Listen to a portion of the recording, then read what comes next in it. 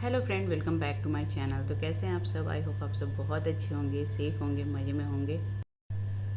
सबसे पहले हम जानते हैं कि ऑटिज़्म होता क्या है।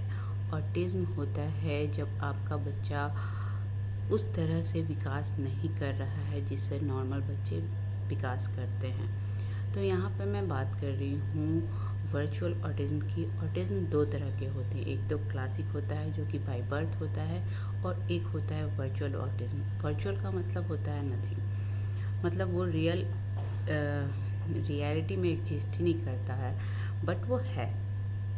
तो वर्चुअल ऑटिज़्म होता कैसे है? जैसे कि अगर आपका बच्चा 6 से 9 महीने का, 6 से 12 महीने का, 1.5 साल का है और वो कुछ कुछ चीज़ें समझता है। जैसे अगर आप उसको नाम से बुलाते हैं तो वो रिस्पॉन्ड कर रहा है, पापा, दादा, नाना, नानी, ये सारी चीज़ें बोल रहा है।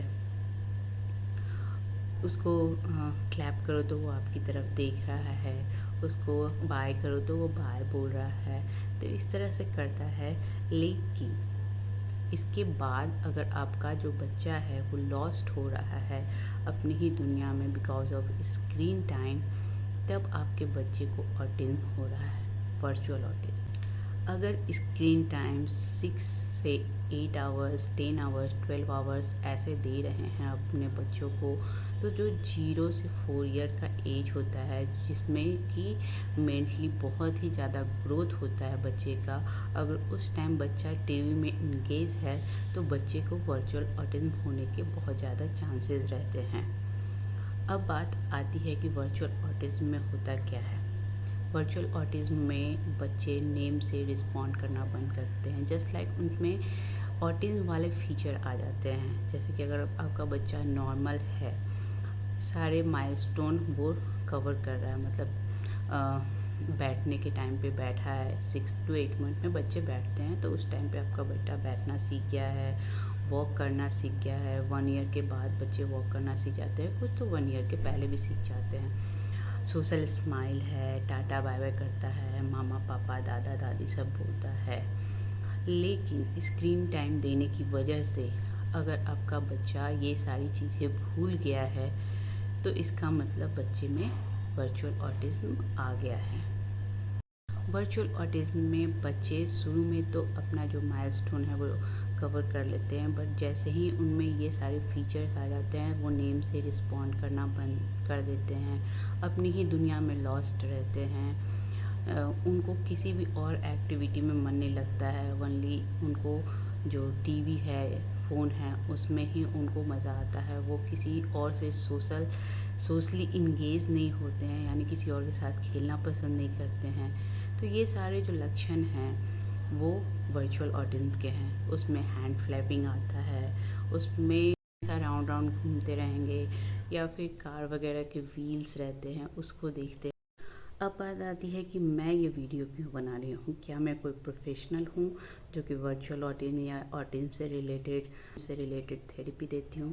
तो ऐसा कुछ भी नहीं है, क्योंकि मैंने ये गलती खुद की है और मैं इस गलती से 80% तक रिकवर कर गई हूँ, यानी अपनी गलतियों को 80% तक मैंने ठीक कर लिया है। ये अवेयरनेस बढ़ाना चाहती हूँ कि बच्चों को स्क्रीन टाइम नहीं देना चाहिए, इसलिए मैंने ये चैनल क्रिएट किया है। मैं इस पे आपको बताऊंगी कि बच्चों को वर्चुअल ऑटिज्म से नॉर्मल कैसे लेके आएँ, क्योंकि मैंने बहुत सारी चीज़ें, बहुत ज़्यादा प्रयास किया है अपने इस स्ट्रगल में, बहुत कुछ सीखा है, तो वो मैं आपके साथ शेयर करूंगी। मेरा नाम रश्मि सिंह है और मैं ट्विंस बच्चों की मॉम हूँ। मेरे 6 इयर्स बॉयज़ हैं और उनको मैंने सेम गलती की थी, स्क्रीन टाइम दिया था, और उसकी वजह से मुझे काफ़ी ज़्यादा प्रॉब्लम हुई बच्चों को नॉर्मल लाने में। अभी भी वो बहुत ज़्यादा बात नहीं करते, बात करते हैं बट बहुत ज़्यादा बात नहीं करते हैं, चीज़ों को समझते हैं। लेकिन जो एक एज रहता है, उनका एज है 6 ईयर, उस एज के लेवल तक अभी वो नहीं पहुँचे हैं।